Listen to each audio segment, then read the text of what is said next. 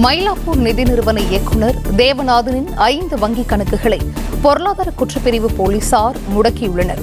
கூடுதல் விவரங்களை செய்தியாளர் சரவணன் வழங்க கேட்கலாம். சரவணன், வணக்கம். இது குறித்தான முழு விவரங்கள். மயிலாப்பூரில் நிதி நிறுவனத்தின் ஒன்றினுடைய இந்த நிறுவனத்தினுடைய இயக்குநராக தேவநாதன் என்பவர் இருந்தார். இந்த நிறுவனத்துல கடந்த 6 ஆண்டுகளுக்கு மேலாக இதில் முதலீடு செய்த முதலீட்டாளர்களுடைய பணத்தை திருப்பி தராமல் மோசடி செய்து விட்டதாக புகார் எழுந்தது. 150 ஆண்டுகளுக்கு மேலாக இயங்கி வரக்கூடிய அந்த நிதி நிறுவனத்தில் 2017ஆம் ஆண்டு முதல் தான் இந்த தேவநாதன் அதனுடைய பொறுப்பில் நிர்வாக இயக்குநராக என்ற பொறுப்பிலே இருந்து வந்தார். அதற்கு பிறகு முதிர்வு காலம் வந்த பிறகும் அந்த முதலீட்டாளர்களுக்கு பணத்தை கொடுக்கவில்லை என்று புகார் அளிக்கப்பட்டது. அதன் தொடர்ச்சியாகத்தான் பொருளாதார குற்றத்தடுப்பு பிரிவிலே வழக்கு பதிவு செய்யப்பட்டு தேவநாதனும் இந்த நிதி நிறுவனத்துல இயக்குநர்களாக இருந்த குணசீலன் மற்றும் மகிமைநாதன் ஆகிய இருவரும் மொத்தமாக 3 பேர் இதில் கைது செய்யப்பட்டார்கள்.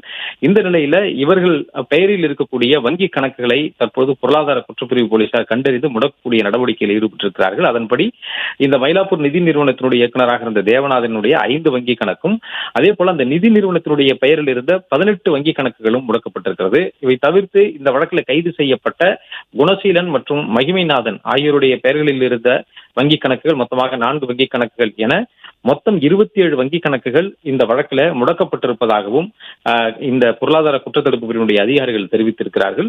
தொடர்ந்து இந்த வேறு யாரும் இந்த வழக்கில் தொடர்புடைய நபர்களுடைய வங்கி கணக்குகள் குறித்து விசாரணையும் ஆய்வும் மேற்கொள்ளப்பட்டு வருவதாகவும் அதிகாரிகள் தெரிவித்துள்ளனர்.